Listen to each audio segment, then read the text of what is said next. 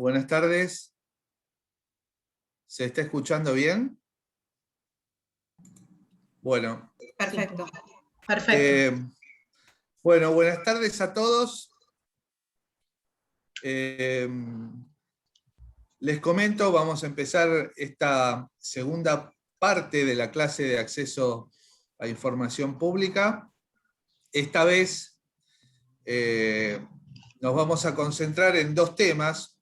Uno es el de las autoridades de aplicación, que nos había quedado pendiente de la vez pasada, y otro de la cuestión judicial, de la etapa judicial de los reclamos de acceso a la información pública. Como una modalidad para organizarnos un poco mejor que la vez pasada, les voy a pedir que recién, a partir del minuto 50, que va a quedar habilitado nuevamente el chat, si tienen preguntas, las hagan en ese momento y traten de que sean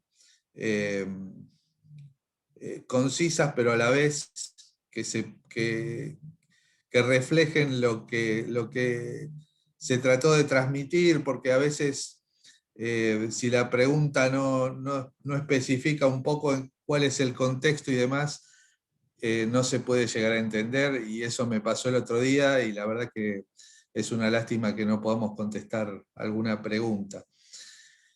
Bueno, vamos a empezar entonces, primero por lo que son las autoridades de aplicación. Nosotros habíamos visto en nuestro encuentro de la semana pasada que la ley tiene autoridades de aplicación de carácter administrativo, y decíamos que hay una autoridad de aplicación, o más de una autoridad de aplicación, para cada poder.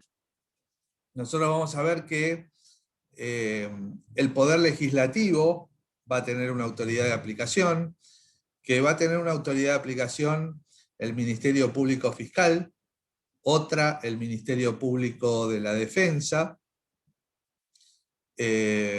Bueno, el Poder Ejecutivo creo que ya lo dije, o no, no recuerdo. Y después también va a tener autoridad de aplicación el Poder Judicial,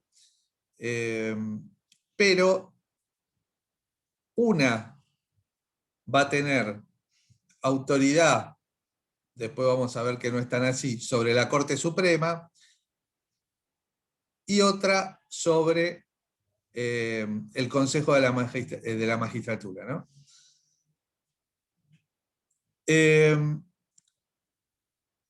¿Cuáles son las características que tienen que tener estas autoridades de aplicación? Bueno, las características que la ley le otorga a la Agencia de Acceso a la Información Pública, que es la autoridad de aplicación que crea la ley, la única que crea la ley con sus características completas y con su funcionamiento, y que es la que tiene injerencia o competencia sobre la Administración Pública Nacional y sobre los entes, los distintos entes que no pertenezcan a otros poderes, o que inclusive no pertenezcan al Estado y que sean sujetos obligados.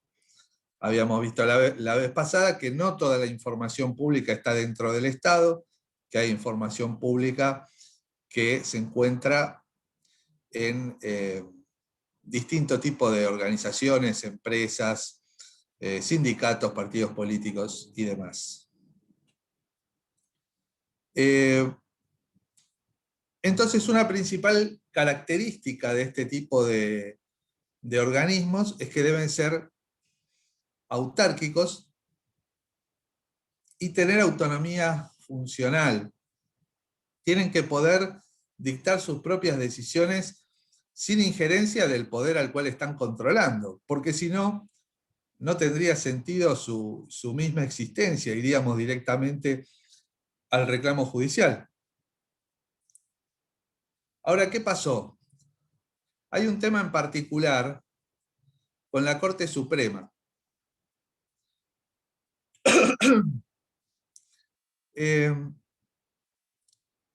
Cuando se dictó la ley de ética en el ejercicio de la función pública,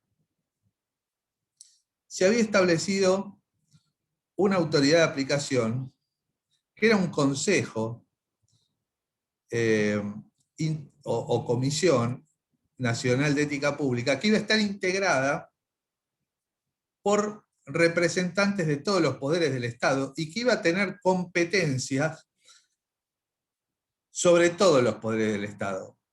Es decir, se unificaba en un solo ente la totalidad del control, en este caso, en materia de ética pública. Ahora, ¿qué pasó? La Corte nunca mandó su representante y dijo que ninguna autoridad del Estado podía estar encima de la Corte, ni siquiera para una cuestión de carácter administrativo, como es el control de la ética pública, ¿no?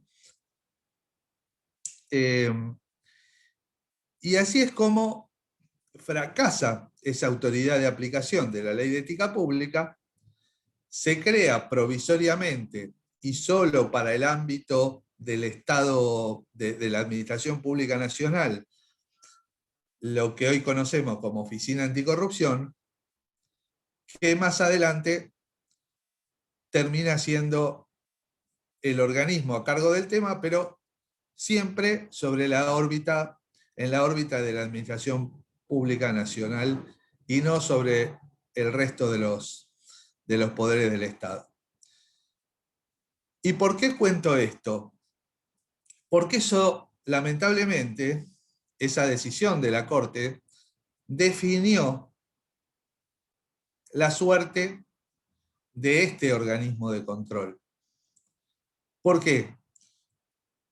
Porque en vez de seguir el modelo de ley de acceso a la información pública que existe a nivel internacional, que implica la existencia de una sola autoridad de aplicación, para no tener nuevamente este conflicto con la Corte, el legislador, ¿qué hizo? Creó un organismo para cada poder, también para cada contrapoder,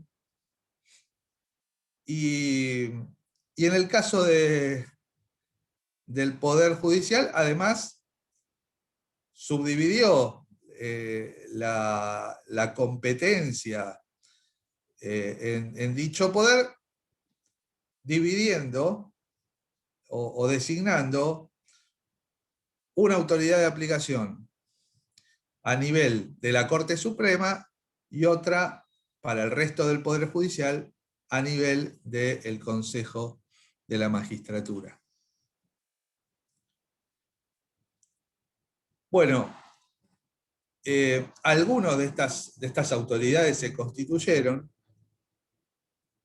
pero me voy a detener en una que es muy importante, que es la de la Corte Suprema. Yo les había dicho en la clase pasada que la Corte Suprema con sus fallos era quien más había empujado para que tuviéramos hoy una ley de acceso a la información pública. Ahora bien, también les había dicho que cuando de sí misma se trataba, la Corte no era tan estricta en la materia y se permitía adoptar algunas decisiones que decididamente contrariaban sus postulados que han sido reconocidos por la Corte en cada uno de sus fallos en la materia. Y les voy a dar un ejemplo. un día, desde una ONG de la cual formó parte, nos enteramos que había un juez de la Corte que iba a trabajar en un programa de televisión.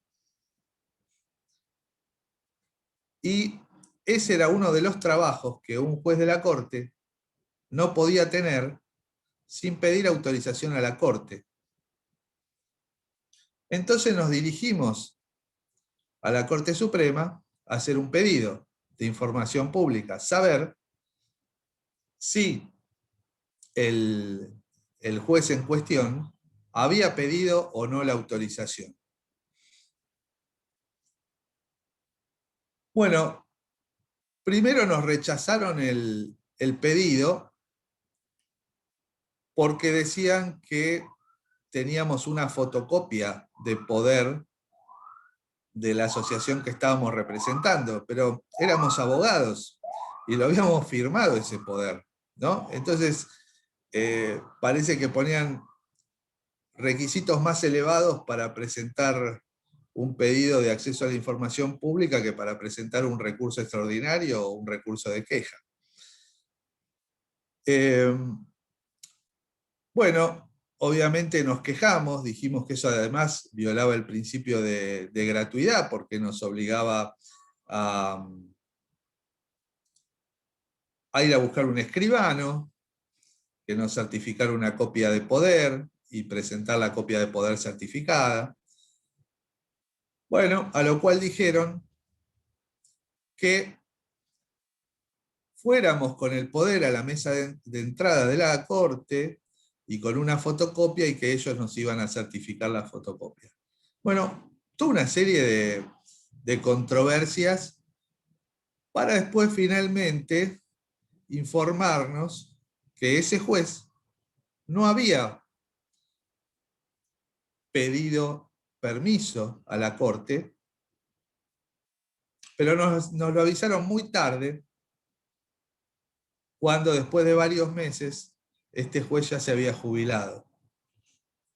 Entonces ahí es cuando vemos cómo todos esos principios, gratuidad, oportunidad, de los que hablábamos la clase pasada, que la Corte elevó en nuestro país, sin embargo, no los cumplía, al menos en ese entonces, cuando se le hacían pedidos de información, y como ese ha habido quejas de otro tipo, de falta de entrega de declaraciones juradas y demás.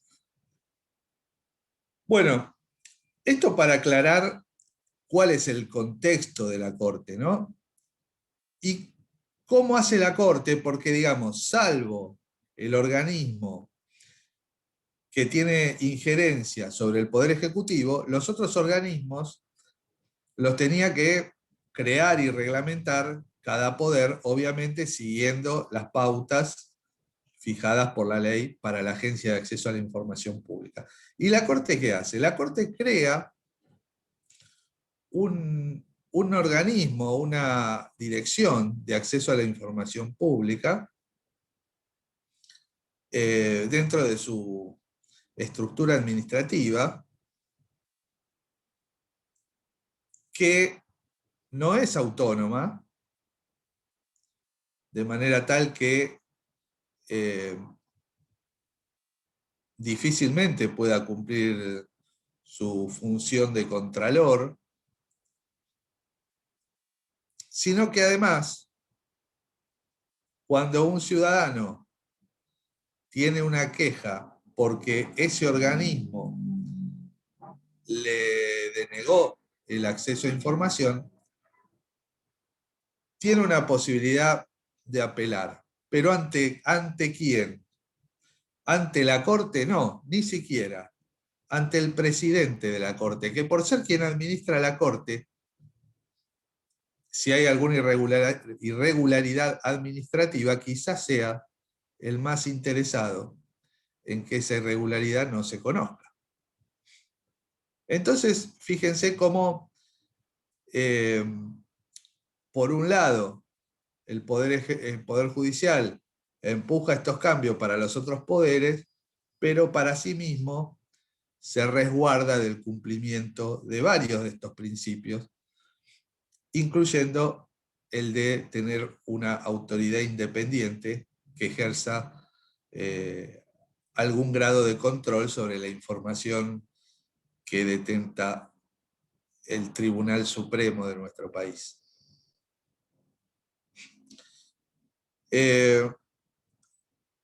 Bueno, y ahora vamos a pasar a ver más detenidamente cuáles son estos requisitos de la Agencia de Acceso a la Administración Pública, que obviamente es el organismo más solicitado porque en la administración pública y en los organismos no estatales que detentan información, es donde más datos hay disponibles y donde más pedidos se hacen, ¿no? La Agencia de Acceso a la Información Pública, además de tener autarquía y autonomía funcional, va a tener un director con un mandato de 5 años. Y que no se puede remover de cualquier manera. Se puede ir por renuncia, se puede ir por fallecimiento. Puede, obviamente, ser removido por alguna causal, pero en principio es un funcionario destinado a cumplir un mandato de 5 años, lo cual le da una cierta autonomía. Primero porque 5 años ya estamos viendo que excedería en principio un mandato presidencial. Es decir, no es alguien que deba ser designado para trabajar para una administración determinada. Y donde no se protege tanto la autonomía es en el modo de designarse, ¿no? ¿Por qué? La designación la hace directamente el Poder Ejecutivo, luego de que el candidato que es designado, que se publica su nombre, apellido y antecedentes en el boletín oficial, y luego de que se abre un proceso en el cual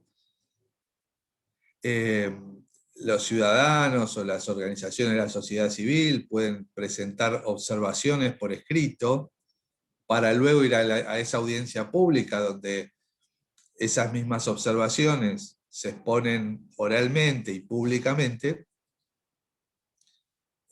Bueno, recién en ese caso, transcurrido todo ese procedimiento, el Ejecutivo tiene 7 días para decidir si lo nombra o si decide no designarlo, situación a partir de la cual debe reiniciar nuevamente el proceso con otro candidato.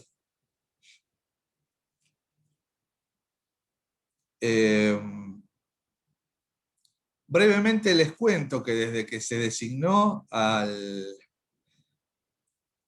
primer director y al único que ha tenido hasta ahora la Agencia de Acceso a la Agencia de Acceso a la Información Pública,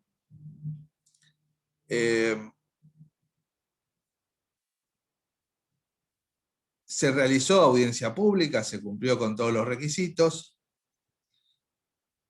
pero el año pasado este funcionario renunció antes de cumplir el mandato.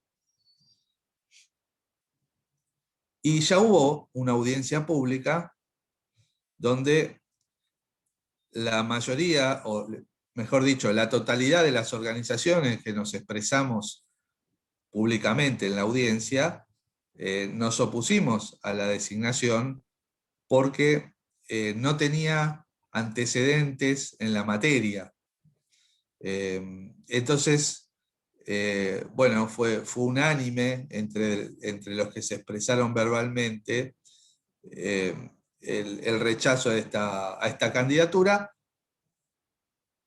Pero bueno, estamos en una situación donde han pasado largamente los 7 días y no se lo ha designado, ni tampoco se ha rechazado su designación, y además no se ha reiniciado con otro candidato el procedimiento. Es decir, hoy la Agencia de Acceso a la Información Pública está en una situación de debilidad institucional importante.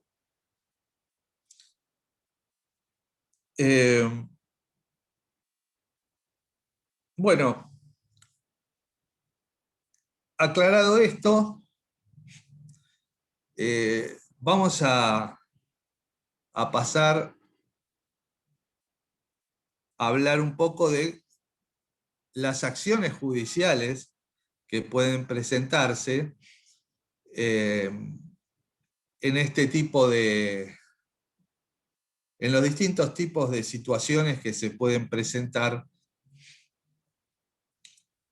con fundamento en la Ley de Acceso a la Información Pública, que les recuerdo es la 27.275, por si no la tienen a mano y la quieren buscar. Lo primero que hay que decir al respecto es que, como hablábamos la vez pasada, una vez que nosotros pedimos información pública a un ente, a un sujeto obligado, como lo denomina la ley, y el sujeto obligado nos la niega, o nos la entrega parcialmente, o de manera ambigua, o directamente no contesta. Bueno, en todos esos casos nosotros tenemos dos alternativas. Una que es la que vimos la vez pasada, de reclamar ante el órgano, ante la autoridad de aplicación de la ley, ante la autoridad administrativa, o también podemos ir de manera directa a la autoridad judicial. ¿Por qué vía? Por la única vía que admite la ley, que es el amparo. Y vamos a ver después por qué es un problema la cuestión del amparo, qué problemas trae. Es importante tener en cuenta que, de acuerdo a alguna jurisprudencia y también a la lógica de cualquier persona que lee la ley y que aplica los principios del derecho administrativo, los argumentos que brinda el sujeto obligado para rechazarnos un pedido de información pública, que siempre, como habíamos dicho, van a tener que ser fundamentos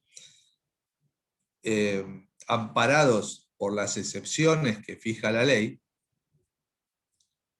Bueno, esa elección de fundamentos determina de alguna manera la suerte del reclamo. ¿Por qué? Porque si a mí me dicen que no te vamos a dar información sobre beneficiarios, titulares de beneficios impositivos, porque estaríamos revelando datos personales, cuando yo vaya a la justicia y diga, no, mire, son datos personales, es cierto, no son datos sensibles, también es cierto, Pero los datos personales deben ceder en este caso porque están relacionados con la actividad del Estado y con el uso de los fondos del Estado y con el desempeño de los funcionarios públicos. Y con un beneficio que el Estado le está otorgando a determinados contribuyentes. Y hubo un caso así, exactamente así, que es el caso ASIG con AFIP de la Sala 3 de la Cámara Contencioso Administrativo Federal, donde, como evidentemente la AFIP se da cuenta que el argumento de los datos personales no era efectivo, introduce en el juicio, cuando brinda el informe del artículo 8, otro argumento, que es el secreto fiscal, que no había dado en sede administrativa. Bueno, en consecuencia, siguiendo los principios del derecho administrativo, siguiendo la lógica, nosotros tenemos que decir que ese argumento fue desistido por la administración. El argumento que no dio, o todos los argumentos que no dio, y que al momento de querer introducirlo judicialmente, el juez debe rechazarlo porque no lo introdujo en el momento que debió hacerlo inicialmente, que era en sede administrativa. Entonces eso es algo para tener en cuenta, que si nosotros vamos a ir a solicitar por vía judicial información pública, debemos recordar cuáles son los argumentos y estar atentos a la introducción de argumentos diferentes durante la acción judicial del amparo, que normalmente el momento que se elige para introducir esos argumentos es en el informe del artículo 8 de la ley de amparo.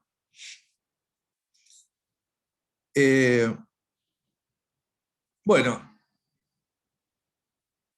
esto está muy claro en el fallo, como les dije, ASIG con AFIP. Que es un fallo del 18 de febrero de 2020.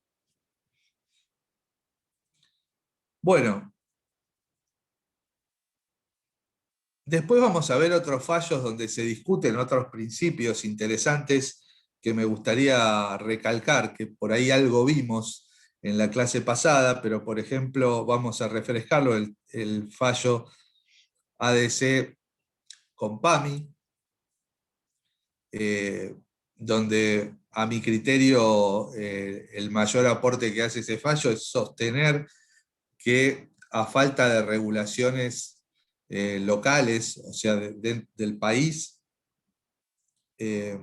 hay que aplicar los estándares internacionales. La autoridad de aplicación debe hacerse cargo de eso y cualquier autoridad debe aplicar de modo directo los tratados internacionales en la materia, de modo tal que si pedimos información pública tengamos presente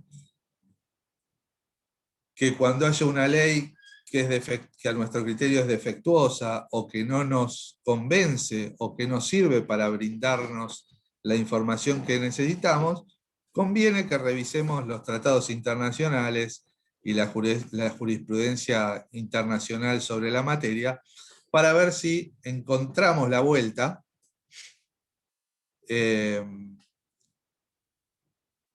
y existe algún tipo de norma internacional que no se ve reflejada a nivel local y que podemos hacer valer.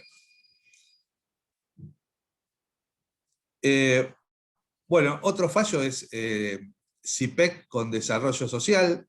Creo que también lo habíamos hablado, pero básicamente acá lo que trata es de las excepciones y de una determinada excepción, que es la de qué es dato sensible. Y donde es muy importante la cuestión que hablábamos la clase pasada, de que la ley, perdón, de que las excepciones deben estar establecidas por ley, y por ley en el sentido de normas dictadas por los poderes legislativos. Que esto era así porque si no sería poner en manos de una sola persona la posibilidad de inventar todo tipo de excepciones de acuerdo a sus necesidades para no brindarle información, y que eso se podría hacer desde cualquier autoridad administrativa si no tuviéramos esta limitación, que es el de la existencia de una ley que fije excepciones. Entonces, ¿qué pasa en CIPEC con desarrollo social? Que desarrollo social se niega a brindar los datos de los beneficiarios de planes sociales. Y lo que dicen es que si bien esos datos no son datos personales, perdón, no son datos sensibles, porque no tienen que ver con cuestiones de pertenencia política, de pertenencia gremial, de salud, de orientación sexual y demás. Y bueno, pero de todos modos ellos dicen, no importa, porque estos datos son asimilables a sensibles, porque se está poniendo en conocimiento público su condición de pobre o de desaventajado en la sociedad y demás. Bueno, ahí lo que dice justamente la Corte es que rechaza esta posibilidad de aplicar o asimilar un concepto que está establecido por ley y delimitado por ley, y trasladarlo por una mera cuestión administrativa o por una mera cuestión interpretativa de la administración, a tener un mayor alcance y extenderse así sobre otros datos que han sido excluidos del concepto de dato sensible. Bueno, entonces está claro que lo que no se estableció por ley como excepción es información pública que debe entregarse a quien la solicita. Es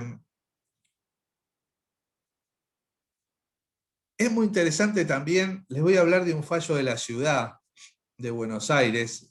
En un aspecto, nosotros acá estábamos viendo las normas nacionales, pero es un fallo que resuelve sobre aspectos que en esta cuestión de la que les voy a contar es idéntica a la legislación, y por eso me pareció que era muy útil traerlo a colación.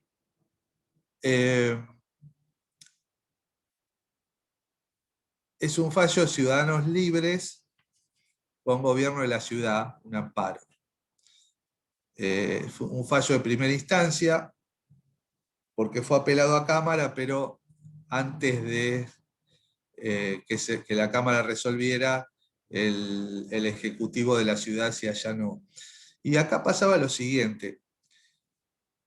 Ustedes recordarán seguramente que nosotros decíamos que la ley establece que el Estado está obligado a darnos la información que tiene en su poder en el momento que la pedimos. Y esto tiene una excepción. Y esa excepción es cuando el Estado está obligado a producir esa información y no la produjo. normalmente puede estar obligado por ley, por algún decreto, por alguna resolución administrativa, pero el hecho es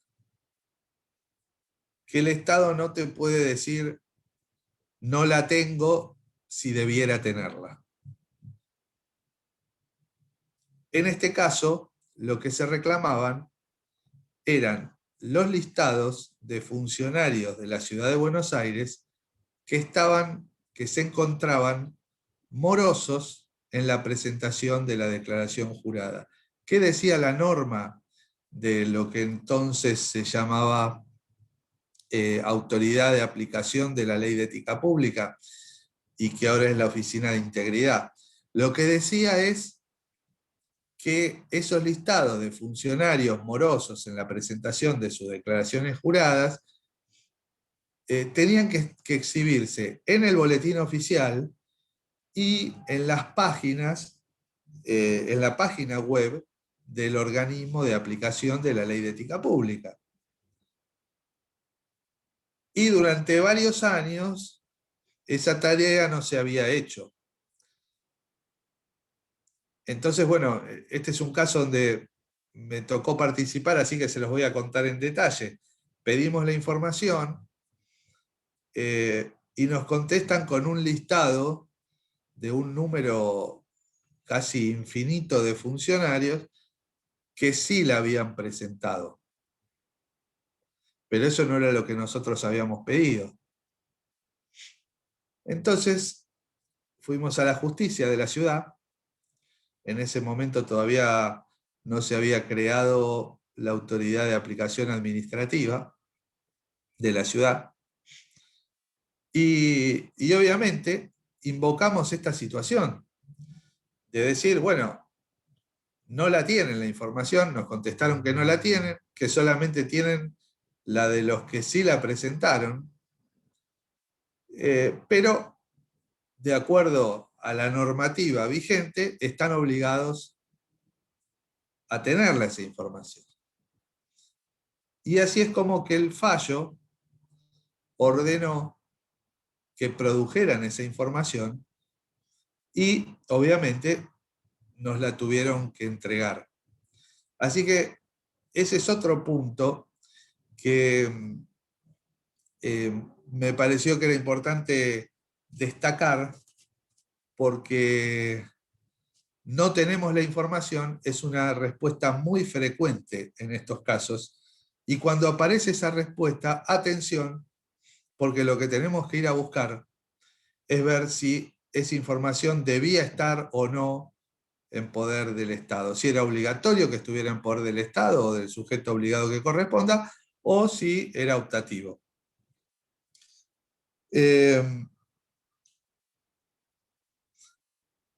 Bueno, esto que yo les acabo de contar sería una situación normal donde me contestan o algo que no satisface o no me contestan, y yo en vez de elegir ir a la administración pública, ir a la autoridad de aplicación de la Ley de Acceso a la Información Pública, voy directo al Poder Judicial. Pero ¿qué pasa? Actualmente ocurren otras cosas, otras situaciones que me pueden obligar a ir a la justicia luego de haber pasado por todo el procedimiento administrativo. Como yo les contaba la vez pasada, terminado el proceso administrativo, procedimiento administrativo de acceso a la información pública, termina con una resolución de la agencia intimando cuando nos dan la razón, ¿no? Porque si no nos dan la razón, está claro, podemos ir a la justicia también por el amparo. El problema es que cuando nos dan la razón, y esto implica que la agencia intima al sujeto obligado a respondernos, ocurre a veces que el sujeto obligado desobedece esa orden de la máxima autoridad de aplicación en la materia. que hay en toda la administración pública nacional. Entonces, frente a eso, la Agencia de Acceso a la Información Pública tiene la facultad de ir a la justicia a reclamar la información, porque es el órgano desobedecido.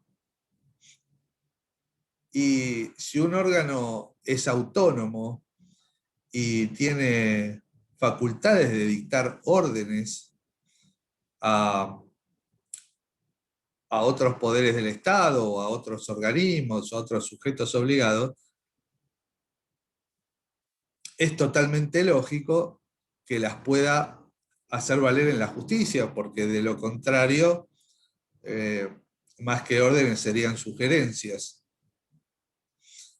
Ahora, ¿qué pasa?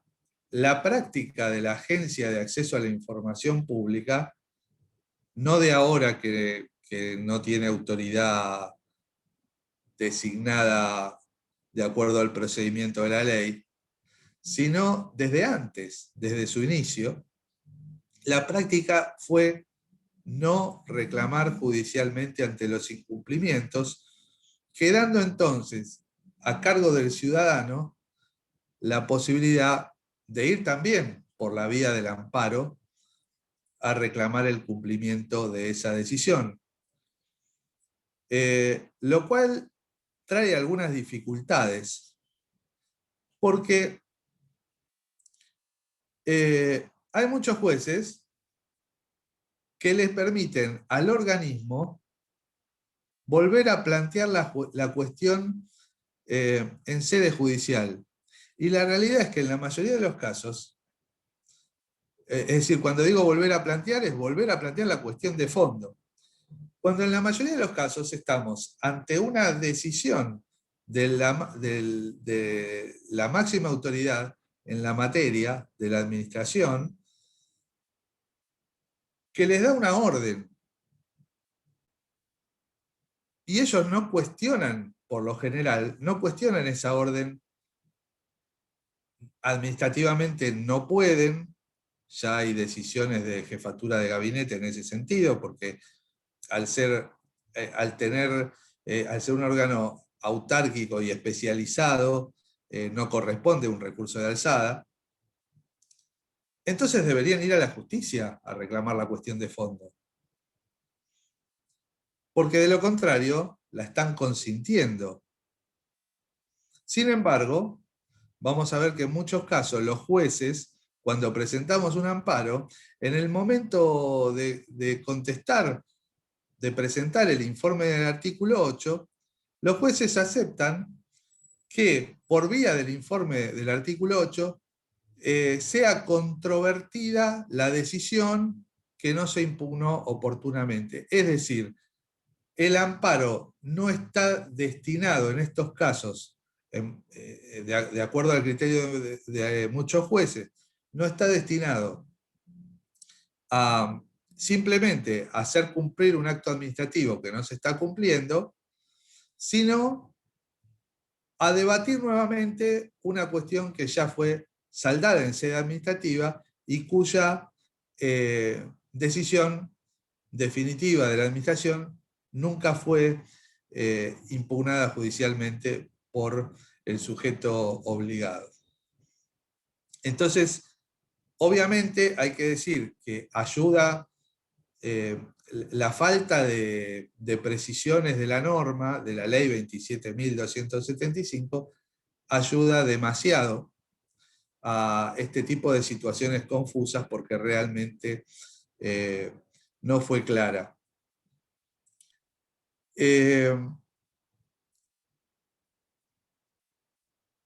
Nosotros también vamos a decir, se nos está acabando el tiempo para llegar a las preguntas, pero voy a tratar de incluir las dos cosas.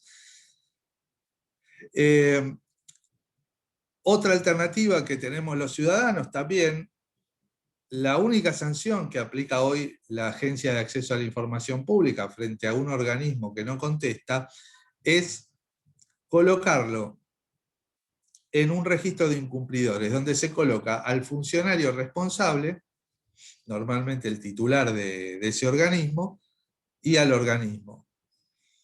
Entonces, una cosa que hacemos en algunos casos cuando pedimos información pública y ocurre esto, independientemente de hacer el amparo o no, es denunciar penalmente a ese funcionario, porque en principio incumple una ley nacional, con lo cual eso implica una violación de deberes, un incumplimiento de deberes de funcionario público, pero además hay un incumplimiento de una orden de una autoridad pública que, como les dije antes, es la máxima autoridad con competencia en la materia, porque ni el presidente está facultado a opinar sobre lo que decide, a opinar o a revisar lo que decide la Agencia de Acceso a la Información Pública. Entonces, es un claro delito de desobediencia también. Y otro defecto de la ley es que no fijó la posibilidad de aplicar multas, porque eso sería un incentivo muy importante al cumplimiento, porque en lo personal hay que decir que una causa penal puede demorar mucho y puede tener un final incierto en Comodoro Pi, pero las multas suelen ser de más rápida aplicación. Y para cerrar este tema, me quedo con el fallo Giustiniani con YPF, que es muy importante en cuanto a un aspecto que está relacionado con la aplicación de las excepciones, porque ese fallo lo que dice es que, para resumirlo, no basta con invocar una excepción, sino que de alguna manera hay que demostrarla. Lo que ocurría acá es que las autoridades de YPF se negaban a exhibir un contrato firmado con la empresa Chevron, bueno, porque sostenían que había secretos de carácter industrial, tecnológico y demás. Pero lo que cuestiona la justicia y finalmente la Corte ahí es que se trataba de una mera invocación.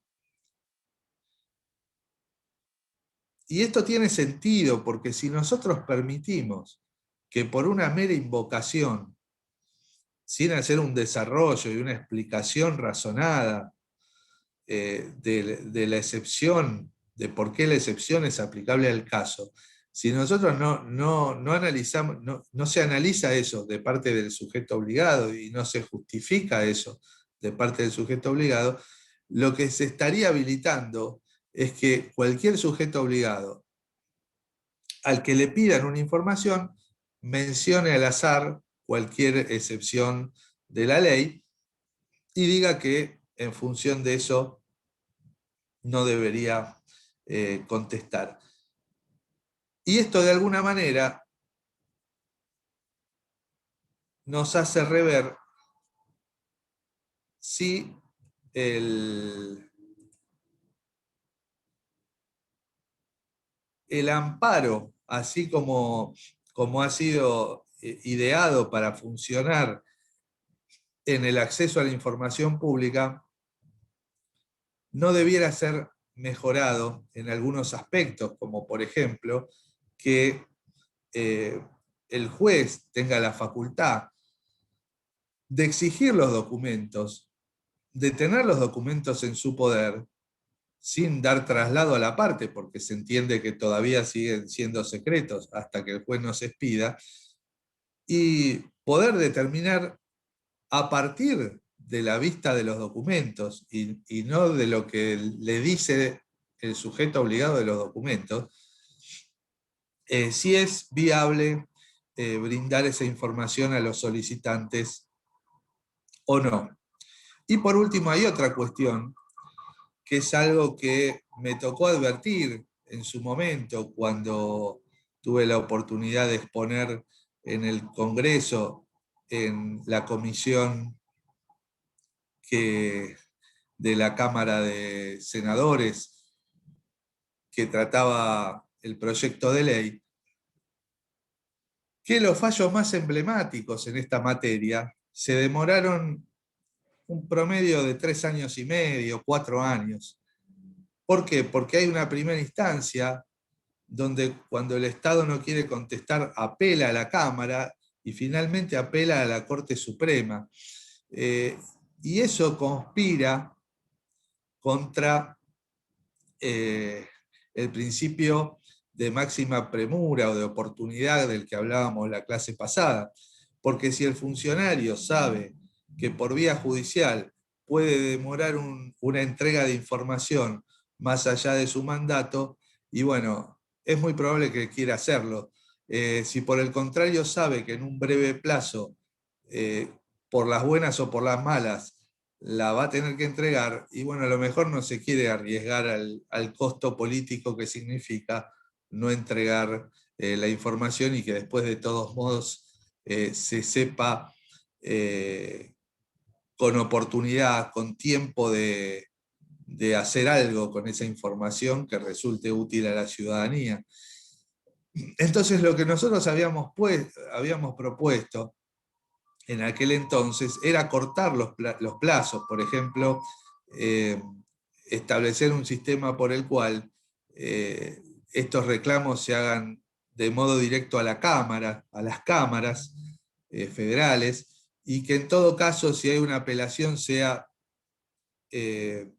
ante una denegativa de la Cámara, pero no de ningún modo que pueda el Estado seguir apelando por algo que es un derecho humano, por algo para lo cual no se ha establecido en ninguna norma internacional la doble instancia, justamente porque se trata del Estado, porque lo que se debe proteger acá es el derecho humano de acceso a la información pública, y porque, en definitiva, tenemos antecedentes en nuestro derecho de tratamientos diferenciales según quién es el actor o el demandado, tal como pasa en la justicia del trabajo o tal como pasa en el contencioso administrativo, que el Estado en algunos casos tiene, bueno, en algunos casos no, en los procesos ordinarios, por ejemplo, tiene hasta mayor plazo para responder una demanda. Es decir, acá hay un interés que es un derecho humano y un interés público de que la información se sepa para que las autoridades puedan ser efectivamente controladas, si es posible, en tiempo real. Bueno, quedaron 5 minutos en vez de 10. No sé si hacen... A ver, acá hay preguntas. Estoy viendo algunos mensajes. A ver.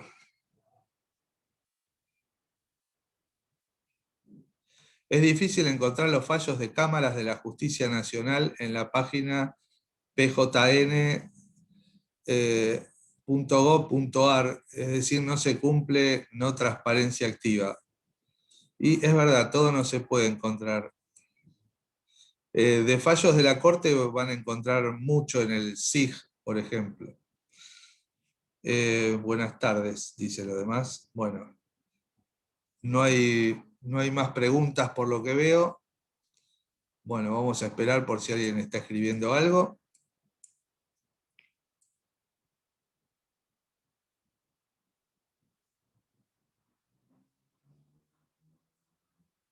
¿Nos podría enviar los fallos a los que hizo referencia el día de hoy? Muchas gracias por la información. Bueno, acá les voy a poner un mail y si me mandan el mail les contesto el fallo, es la única manera que se me ocurre.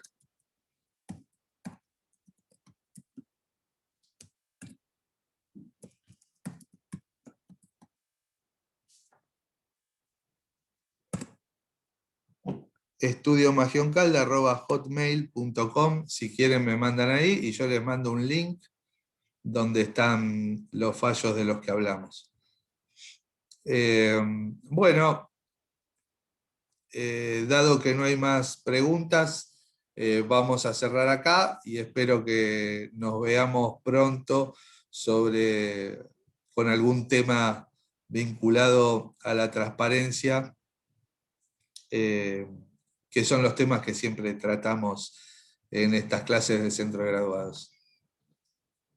Así que hasta luego, nos estamos viendo.